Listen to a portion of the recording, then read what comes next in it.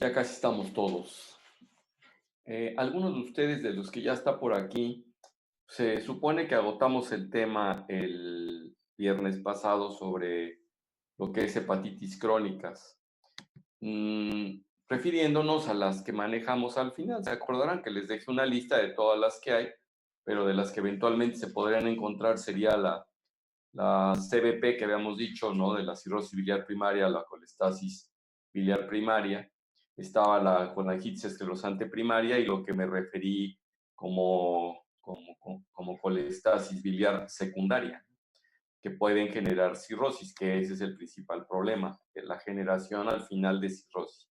Y hablaba yo de la instalación de la fibrosis, que pues es de grados y que pues cirrosis es cuando hace lóbulos, de acuerdo a la clasificación que hacen los patólogos, ¿no? Les mostré incluso algunas imágenes. Entonces, hasta aquí, ¿alguna pregunta, muchachos? Sobre este tema que ya se agotó. Claro, todavía vamos a seguir cosas relacionadas con ello porque los capítulos que vienen, como son colestasis, como es encefalopatía hepática, pues son estadios finales justamente de esas hepatitis crónicas que han generado cirrosis y ahora lo que tenemos es la consecuencia de un problema inflamatorio y de una agresión persistente hacia el hígado que puede ir desde una anoxa como el alcohol hasta un autoinmune como ya lo hemos podido ver. Entonces está la encefalopatía hepática, están las complicaciones incluso de esta. Por eso al final cuando veamos cirrosis está como que regalado porque la cirrosis puede tener hipertensión portal, encefalopatía hepática, citis, colestasis, ictericia, ¿no? Entonces, un poco es desglosarles de esta manera para ir llegando en sí al tema y ya tengamos nosotros todo por ahí, ¿no? Que ese es el objetivo que estoy persiguiendo ahora. Entonces, ¿alguna cosa que quieran comentar al respecto?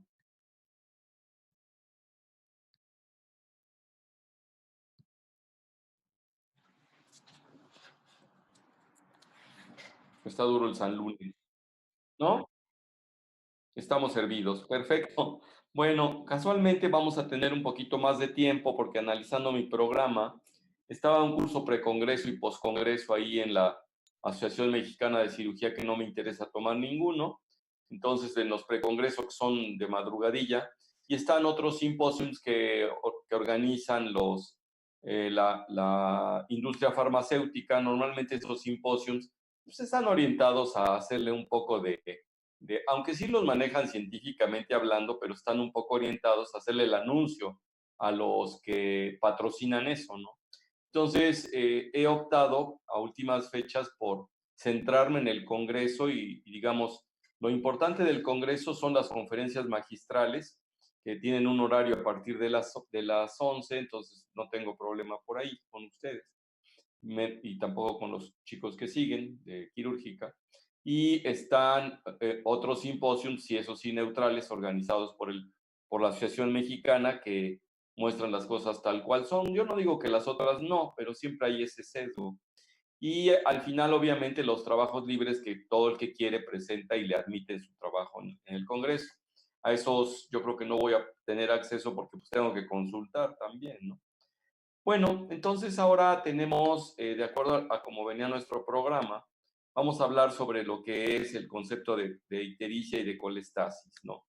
Yo no sé si alguien tenga ganas de hacer alguna pregunta, iniciar o de lo que leyó aquí en lo que yo les mostré, porque nos vamos adentrando incluso cuando hablamos de colestasis, no me estoy limitando ya ahora a enfermedades solamente hepáticas inflamatorias, porque entonces si estamos hablando de colestasis, puede haber obstrucción intrahepática, pero también obstrucción extrahepática.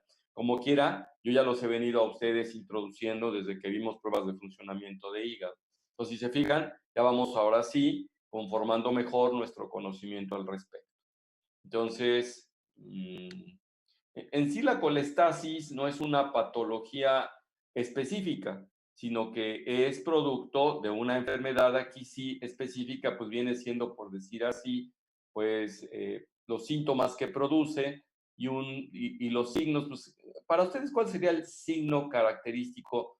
Dos signos, digan ustedes, característicos de colestasis. Ese sería, pero de cajón.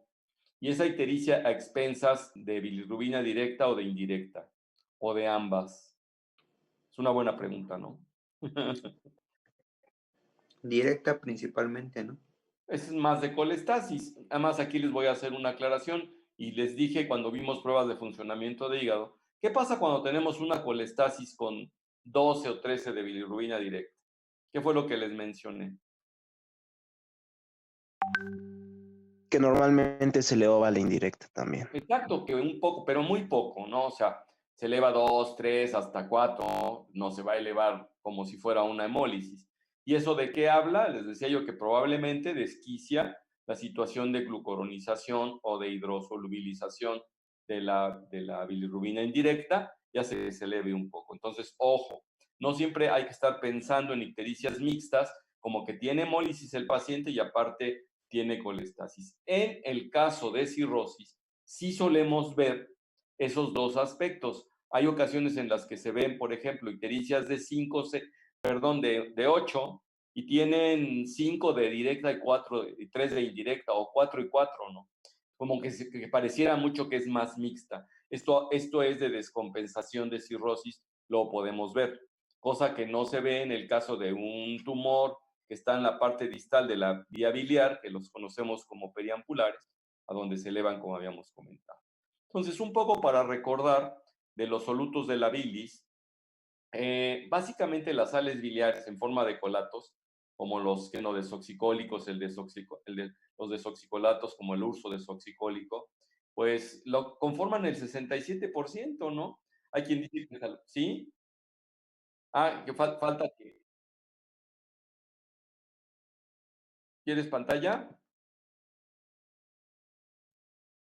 ¿Esta es la que quieres ver?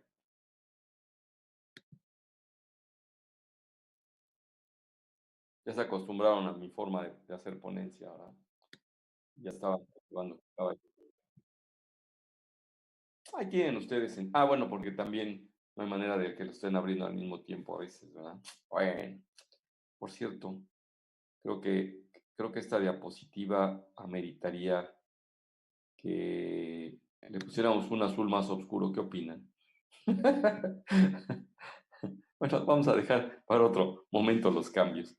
Miren ustedes, entonces, en relación a la composición de la bilis, pues ya sabemos que, fíjense que la bilirrubina es el porcentaje más bajito. El más alto justamente son las sales biliares. Entonces, ¿qué sucede cuando estas se atascan en el hígado y empiezan a pasar a la sangre?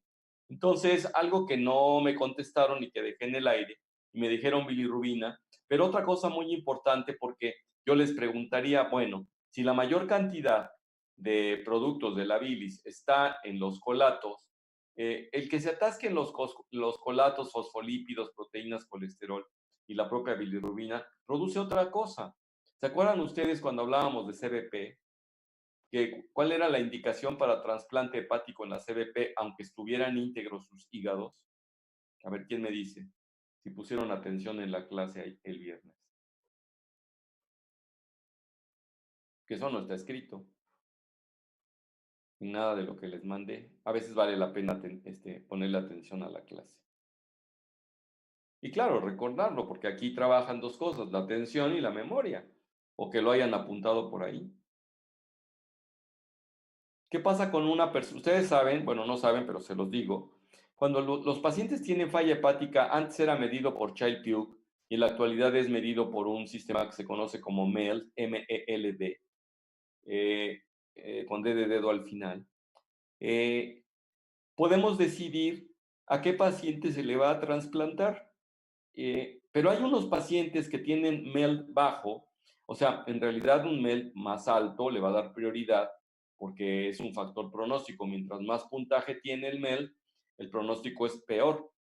Así como más puntaje tienen de Child-Pugh, el pronóstico es peor en los pacientes. Entonces, tratándose de los pacientes con cirrosis biliar primaria, una de las indicaciones es justamente que aunque tengan un MELD bajo, en caso de cirrosis biliar, incluso no sé si habrán fijado ustedes cuando les dije la clasificación de Child-Pugh, no sé si se las he dicho. No la he manejado aquí con ustedes porque hasta que veamos cirrosis la vamos a manejar. Pero entonces, ¿qué les dije? ¿Cuál sería una de las indicaciones, aunque todavía no tenga falla hepática ese hígado, en los de CBP, en los de cirrosis biliar primaria o colestasis biliar idiopática, también llamada? ¿No? ¿Nadie se inspiró, mis jóvenes? No tienen que inspirarse, simplemente recordarse y poner. ¿Todavía no queda clara mi pregunta? ¿Le suena en chino? Claro. Tú tienes una parienta que quieres mucho, o casi, o una super amiga que quieres que sea tu novia, pero que está amarillita la pobre. Y entonces resulta que tiene la opción de trasplante hepático. ¿Y cómo meterla en la lista si no tiene falla hepática? Todas sus pruebas, excepción hecha de la bilirrubina directa y de la indirecta y de la fosfatasa y de la gamma GT que están elevadas, todo lo demás está bien, sus proteínas están bien, su relación AG está bien, está consciente, no tiene encefalopatía, tiene una clasificación que conocemos como de Child-Pugh de, pues a lo mejor de 6, 7, ¿no? Entonces, pues no ameritaría trasplante. ¿Cuál podría ser la indicación para que se le haga?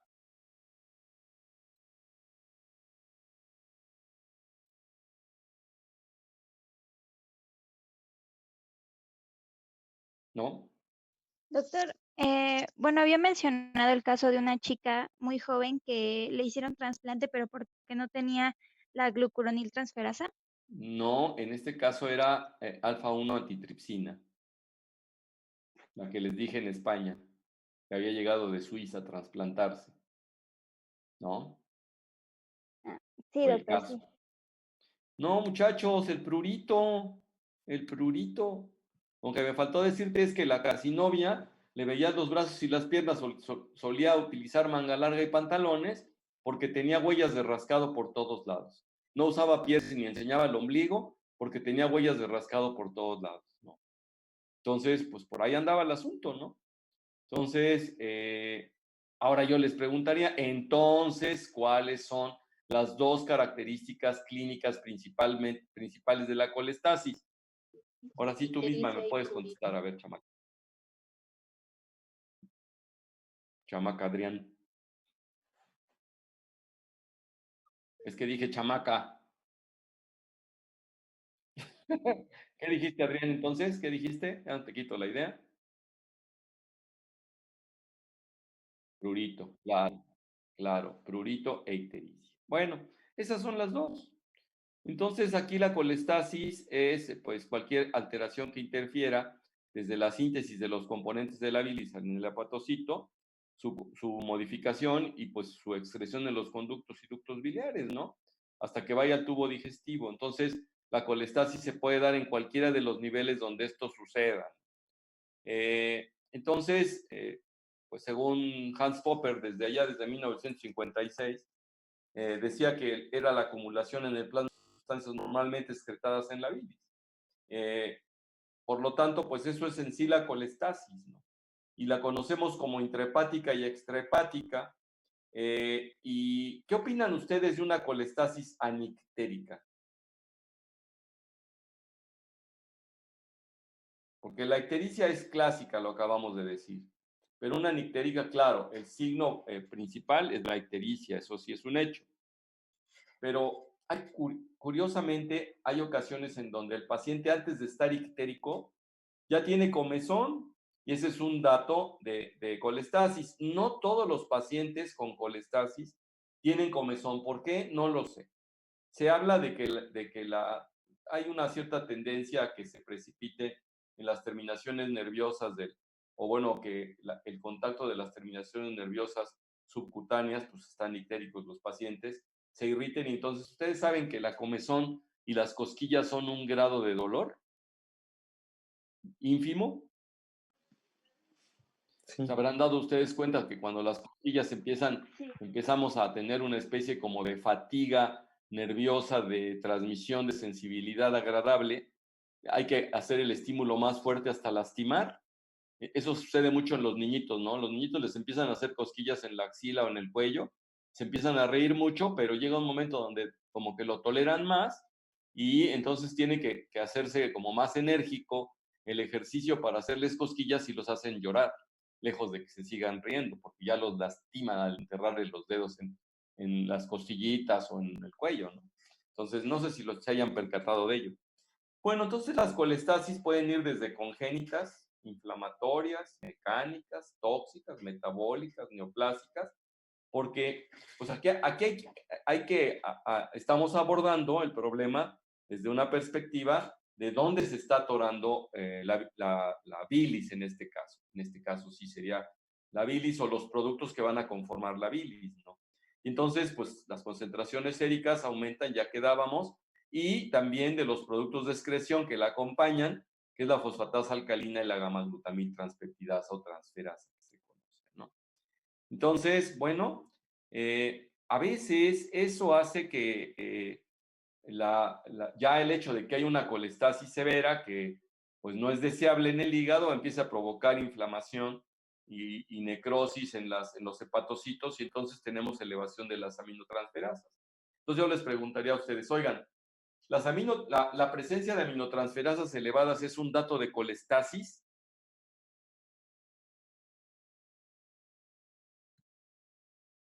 ¿Qué dices, ¿Podría ser que no en su forma aguda? Pues en realidad en ninguno de los casos no es un dato de colestasis, jamás lo ha sido, muchachos. Es una consecuencia de la colestasis, ¿sí?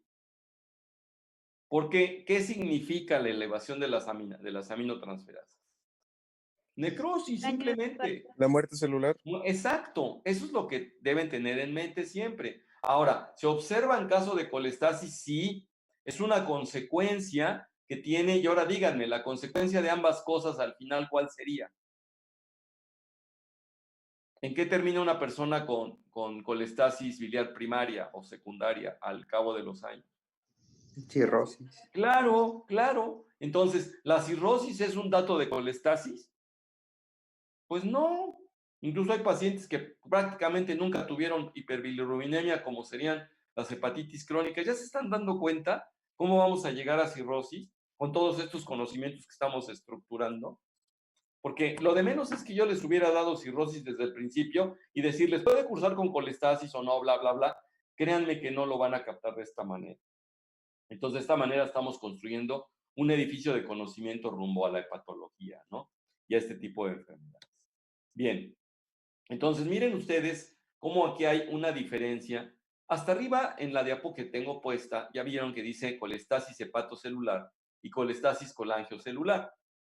Aquí como que ¿dónde está el pleito, muchachos? Platiquen. Aquí se me hace interesante que hagamos un pequeño repaso. Se acordarán ustedes cuando vimos en lo de anatomía del lobulillo hepático. Creo que es muy importante, incluso ahorita yo creo que voy a trasladar a esta plática pues algunas diapos, ¿no? Porque se me hacen de sumo interés.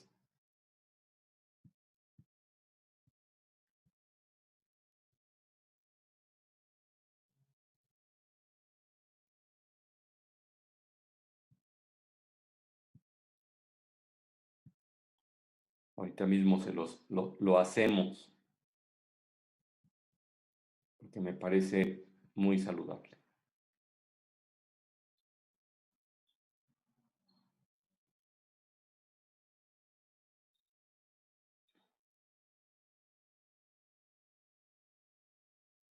Quiero ver a dónde lo podemos poner.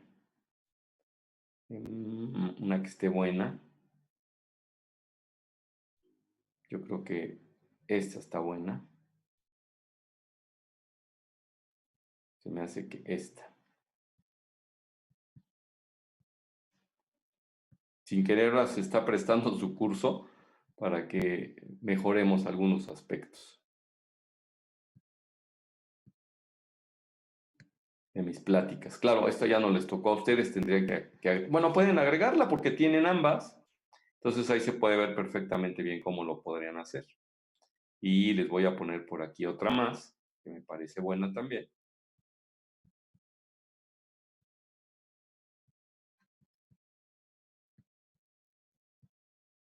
Y ahorita voy a ser más explícito.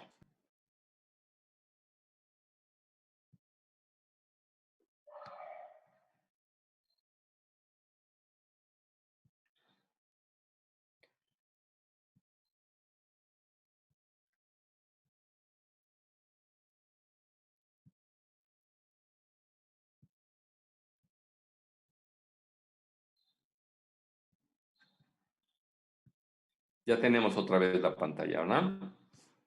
¿En orden, Sí, doctor. muchachos? Bueno, miren ustedes acá, por ejemplo, donde está este listado y este listado. Cuando dice colestasis hepatocelular y colangiocelular, aquí lo que les voy a poner es el hepatocito, ¿no?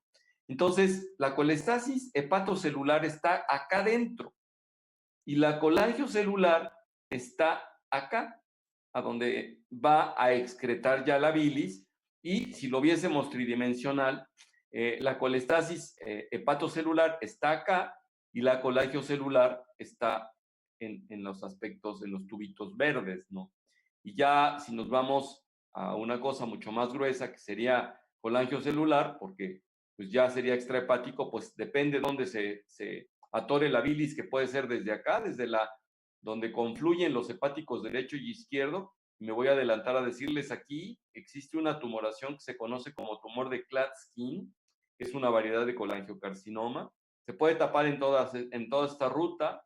En toda esta ruta, aquí el páncreas puede ser quien participe de la tapazón, puede ser el mismo conducto que se haga tumoral que participe de que se tape, puede ser el ámpula de Vater que participe que se tape, puede ser obviamente un cálculo, un parásito, puede ser un tumor del duodeno que también haga que se tape, ¿no?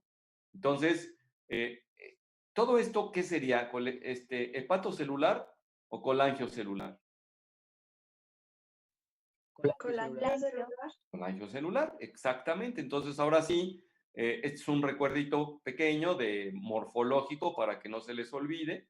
Y entonces, donde están enfermos los hepatocitos, es a donde va a haber hepatocelular. ¿Dónde están enfermos los hepatocitos de lo que hemos venido viendo?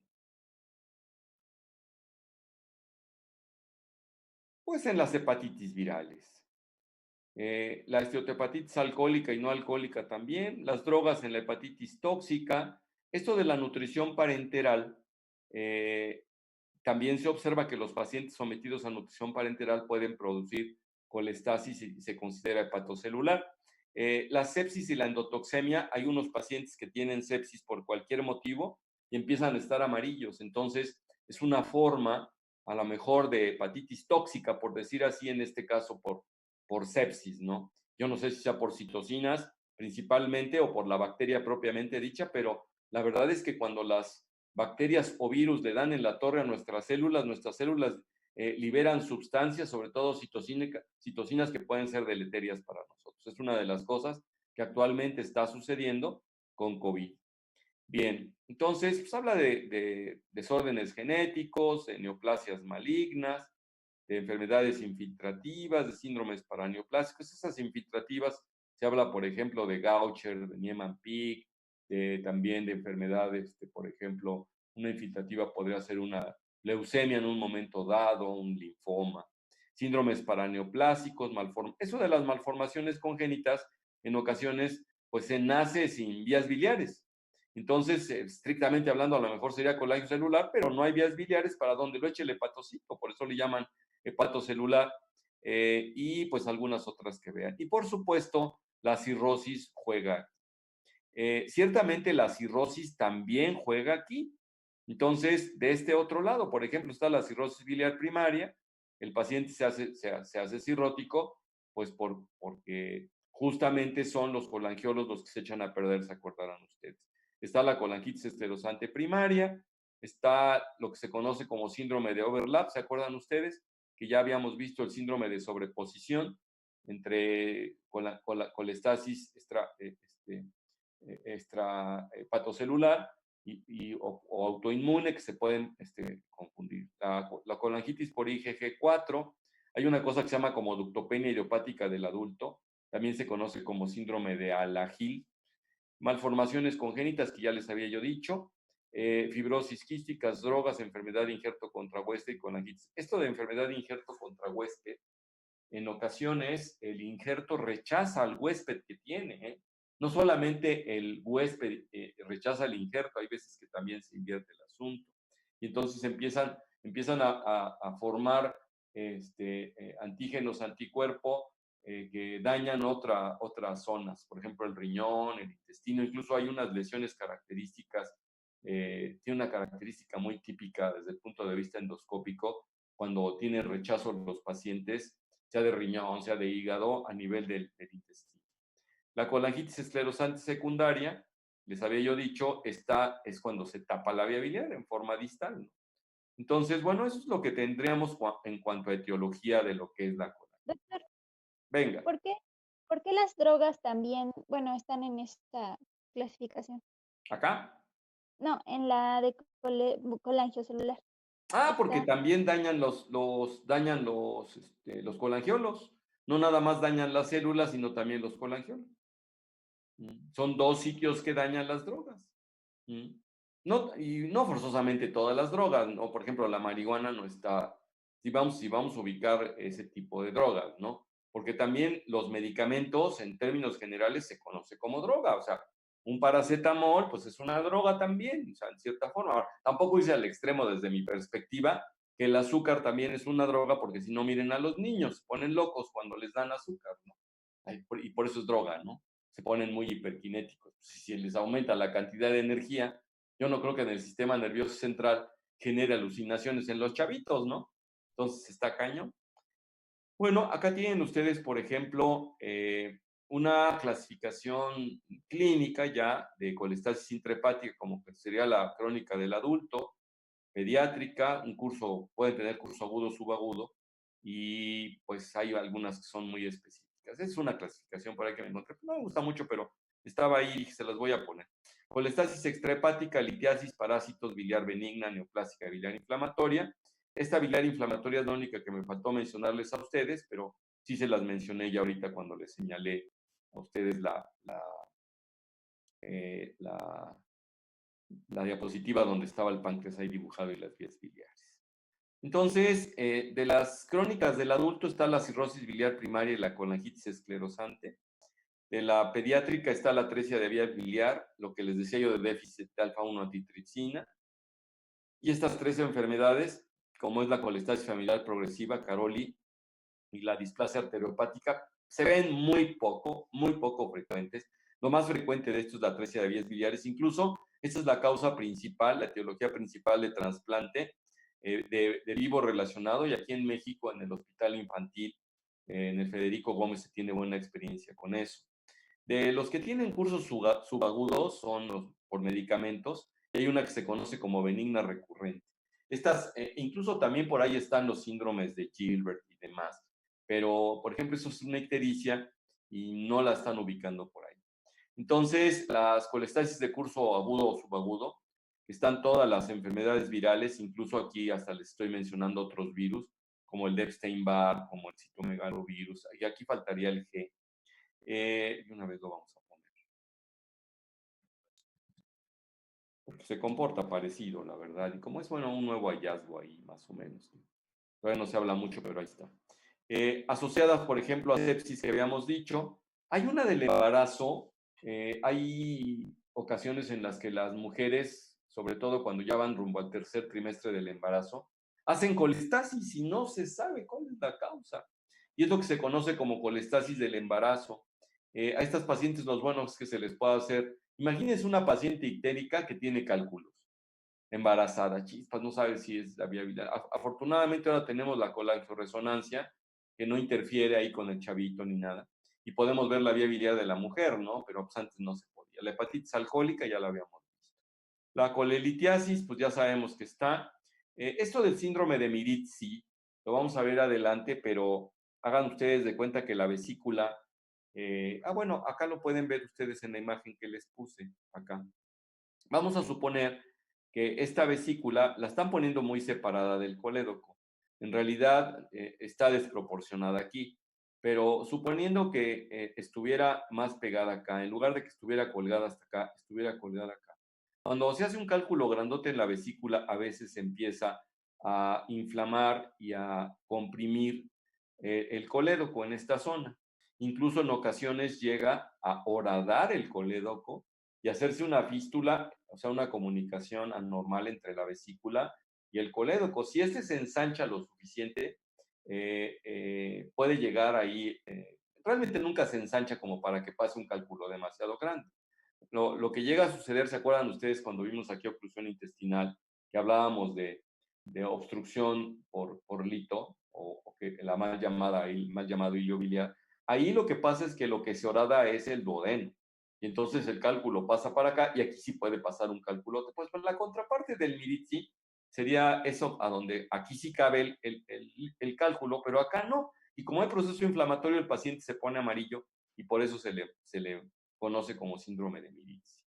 La fascioliasis y las caridiasis, pues ustedes saben que las traviesas fasciolas y los traviesos ascaris, los ascaris se pueden meter por la papila hacia arriba.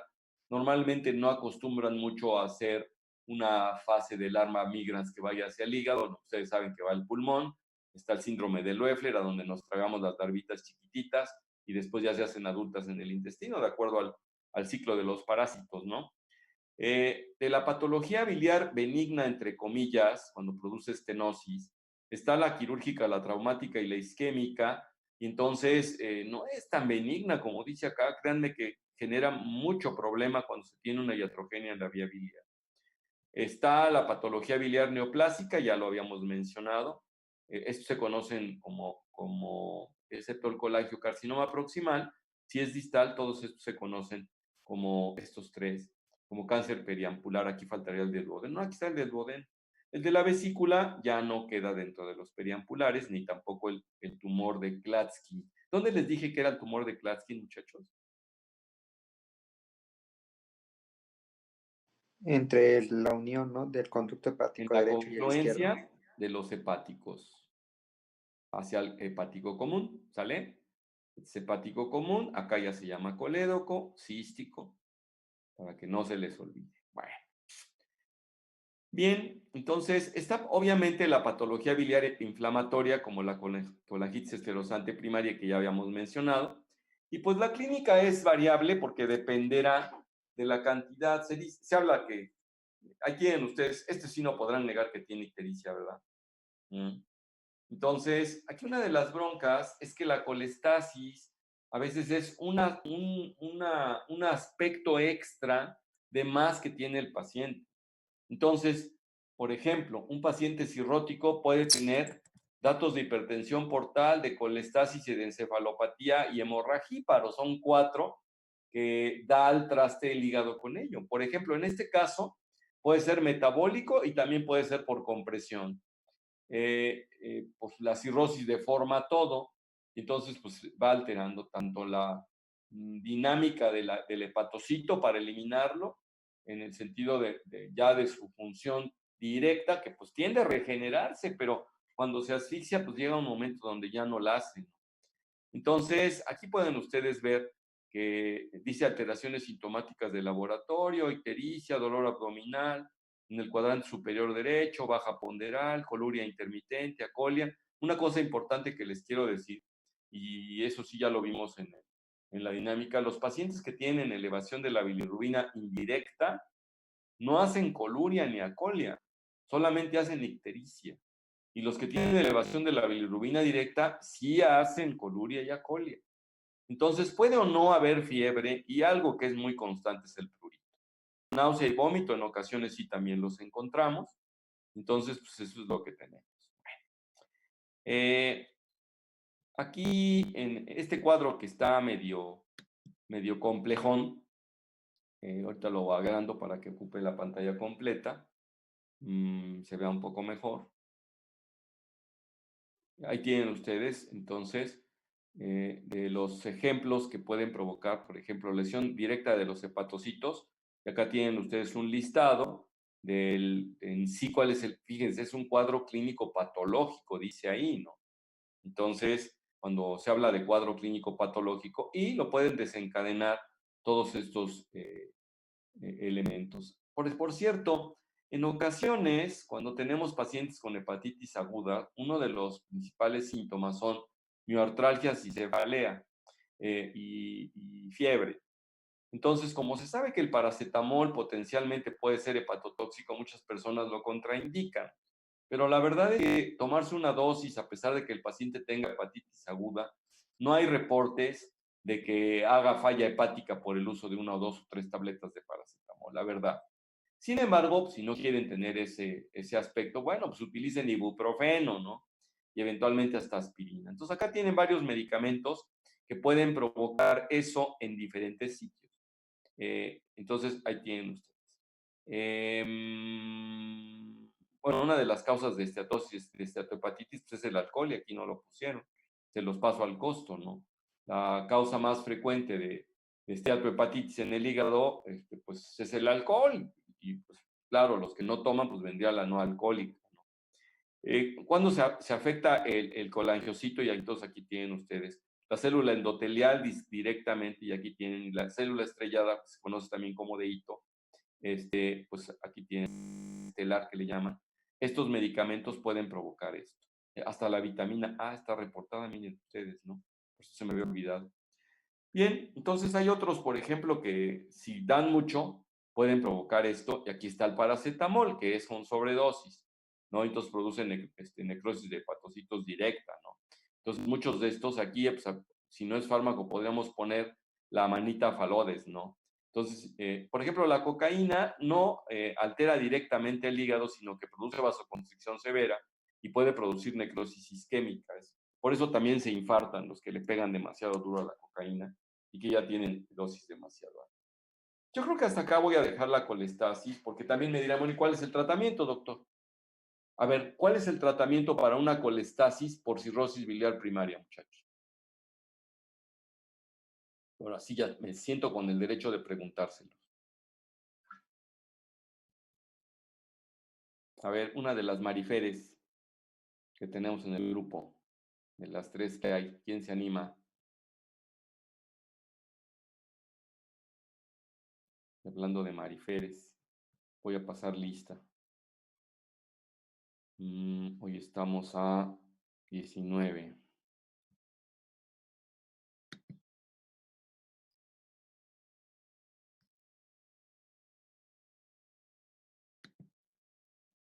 ¿No, mariferes?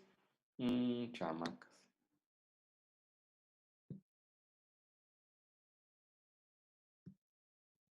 Luego me dicen sus compañeros que debo ser más exigente. ¿Cómo se es más exigente? A ver, que no sea con los exámenes, porque pues lo demás vale gorro, ¿no? Aquí dentro del grupo, nomás me desgasto. A ver, ¿cuál fue la pregunta? A ver, venga. Sí, claro.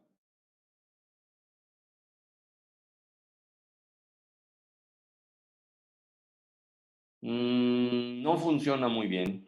Para una colestasis en una hepatitis autoinmune, sí. Fíjate cómo ya empezamos a jugar con ello. Por eso es que quiero que me contesten, porque no importa que sea una contestación no acertada, pero sí se presta. Por ejemplo, ¿por qué se te ocurrió el corticoide? Porque has oído hablar que el corticoide para algún tipo de hepatitis funciona, ¿no?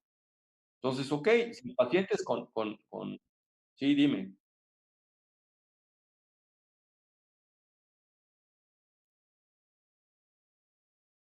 Por eso tú dirías que harías eso, y además están los anticuerpos, ¿qué? Los clásicos, ¿cuáles son? Antimitocondriales. Antimitocondriales, de acuerdo. Bueno, entonces, la verdad es que ahí, aunque es autoinmune, no funcionan los corticoides como cuando tenemos pacientes con hepatitis autoinmune o con las hepatitis de traslape o de sobreposición. Incluso les va peor a los pacientes con sobreposición, ¿no? Que a la, por ejemplo, hepatitis autoinmune solita. Entonces, no, acuérdense ustedes que les hablé de ácido ursodesoxicólico, ¿o no? Sí, Pues doctor. eso era, esa es la respuesta. Bueno, a ver, Sandy Becerra, ¿qué tienen en pantalla ustedes ahorita? ¿Mi presentación o la lista? Presentación, doctor. Perfecto. Sandy Becerra, ¿no estás? ¿O sí estás? Presente, doctor. Juan Camaño, Presente, doctor. David Cholula, Presente, doctor. Aidet Cruz, Presente, doc. Merced Coapanteca, Presente. Michel Cuautle, y Fernando Cuevas, Presente, doctor. Anaí de Marcos, Presente, doctor. Alfredo Díaz, Presente, doctor. Marifer Díaz, Presente. Pedro Domínguez, Presente. Araceli Escobar, Presente. Marifer Galicia, Presente. Adrián Gasga, Aran Gómez, Presente. Mariana González, Presente. Erasmo Guerrero, Presente, doctor. Lisette Guevara, Presente, doctor. Jorge Guzmán, Presente, doctor. Lilia Hernández, Presente, doctor. Santiago Herrera, Presente, doc. Araceli López,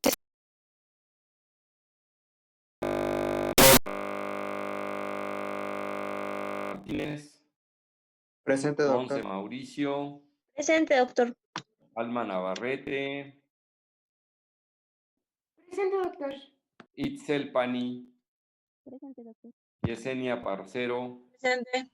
Marifer Ramírez, Presente. Michelle Rodríguez, Presente. José Romero, Presente. Berta Sánchez, Presente, doctor. Alexis Sánchez. Alexis, ¿no estás? Sí, doctor, presente. Sí estás, Alexis. Sí, doctor. Araceli Soriano, Presente, doctor. Jacqueline Zamora. Presente, doctor. Entonces, ¿les quedó claro a Díaz, Ramírez y Galicia qué se va a usar para esto? Sí, doctor, gracias. Bueno, Sí, doctor, gracias. Ok. Bueno, entonces vamos aquí a guardarle su listita. Ya estamos con esto.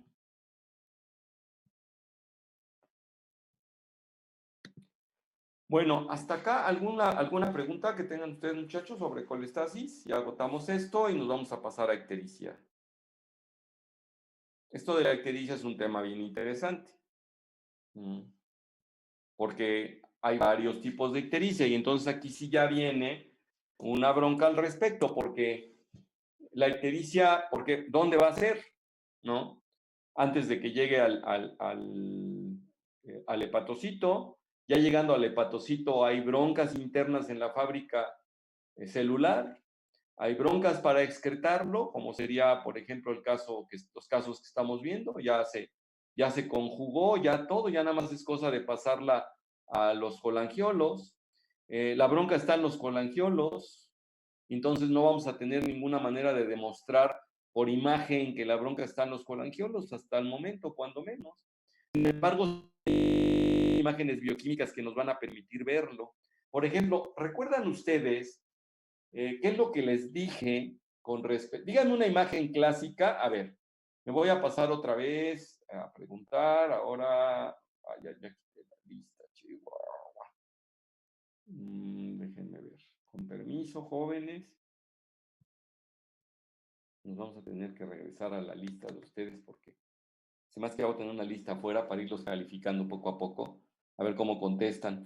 A ver, Chely López, dime una imagen de laboratorio clásica con un paciente así, con una colestasis perrona bien ictérico.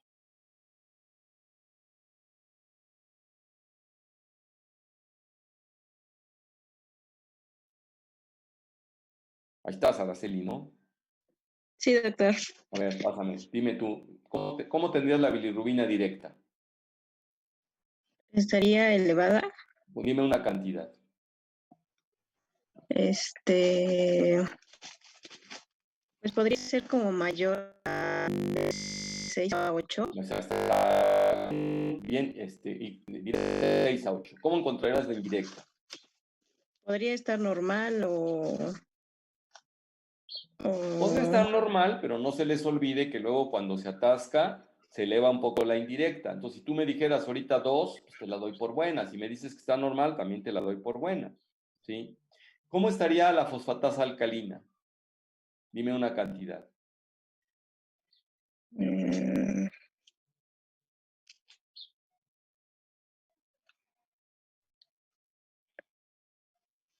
Por ejemplo, si hubieses dicho 20 de bilirrubina directa, ¿como para cuánto te gustaría la fosfatasa alcalina? Uy. No está fácil. Eso es lo que quiero que jueguen con ello, ¿no? Entonces, bueno, a ver, vámonos a pasarnos con Monse Mauricio. A ver, Monse Mauricio, ¿qué dices?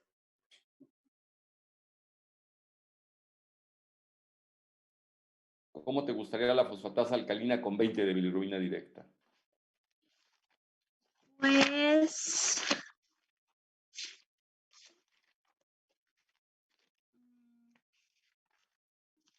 ¿No? fosfatasa ¿No se dieron cuenta cómo necesitamos estar jugando más con ello? Tienen que habituarse. estaría más o menos, no sé, de 200. 200 me gusta como para 4.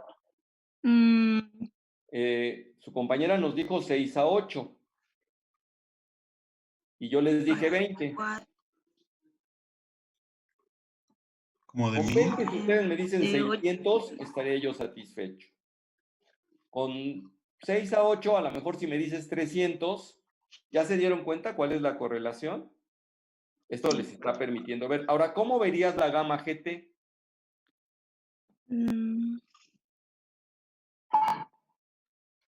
Iría un poco de la mano de la fosfatasa alcalina con cifras un poco menores.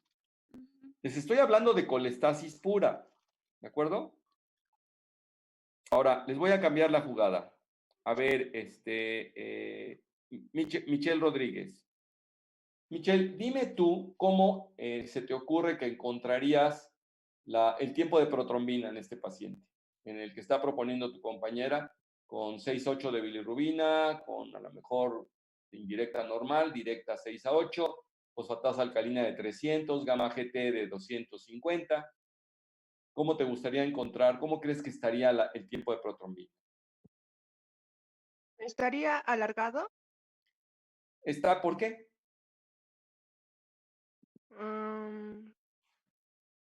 Sí, puede ser, pero ¿por qué? Miren cómo los pongo a jugar con ello, ¿no? ¿Puedo participar? ¿Será por